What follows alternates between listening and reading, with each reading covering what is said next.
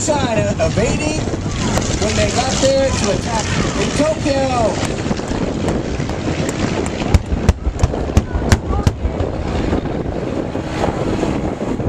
While in Florida, the crews received intensive training in simulated carrier deck takeoffs, low-level and night flying, low-altitude bombing, and over-water navigation.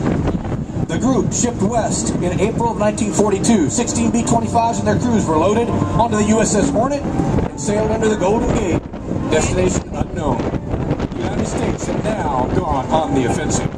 Once underway, Lieutenant Colonel Doolittle announced the B-25s would be launched from the short, narrow deck of the Hornet and attack the Japanese homeland directly.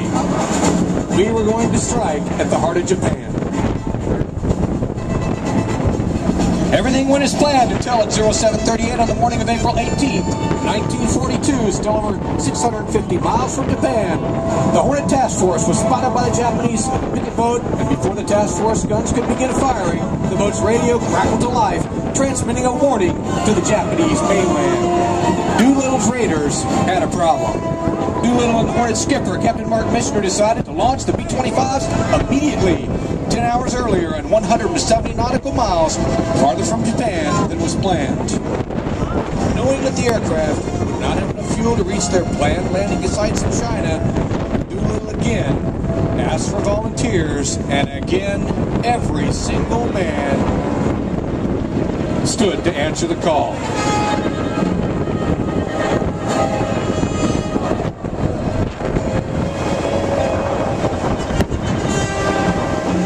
As you look left, here come the B-25 Mitchells. The B-25 medium bomber was one of America's most famous airplanes of World War II. It was a type used by Doolittle in the raid that we are talking about today.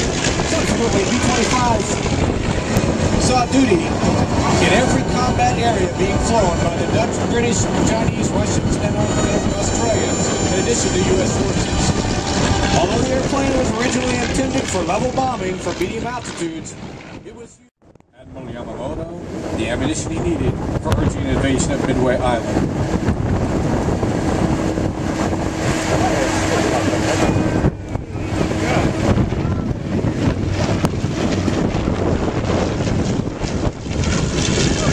Of the 16 crews, none were able to make it to their suspected and expected launch fields. Crew number 8, short on fuel, diverted to Vladivostok, Russia, where they were made a safe landing, but doorstep of the Japanese.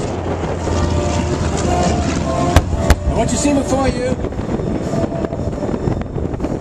knowing that the Doolittle Raiders had launched from U.S. Navy aircraft carriers, the very ships at sea during the December 7th Pearl Harbor attack, Japan's greatest naval tacticians, Admiral Hiroko Yamamoto, pushed for his plan to draw and sink out American carriers in a major decisive battles. The Japanese aimed to eliminate the United States as a strategic power in the Pacific, thereby giving Japan a free hand in the Pacific. The Japanese hoped that another demoralizing defeat like Pearl Harbor would force the U.S. to capitulate in the war and sue for peace.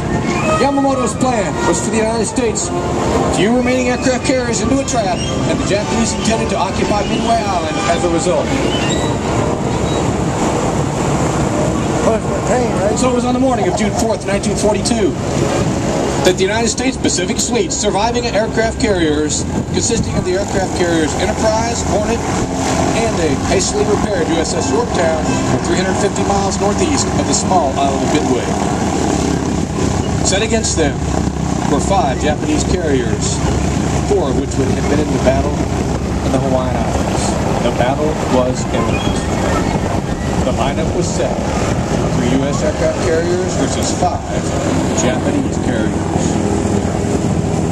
After a few opening punches by Midway's ground-based B-17s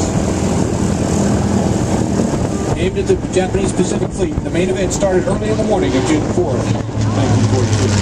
The Japanese carrier group commander ordered an attack on Midway itself at 0430. Although the attack was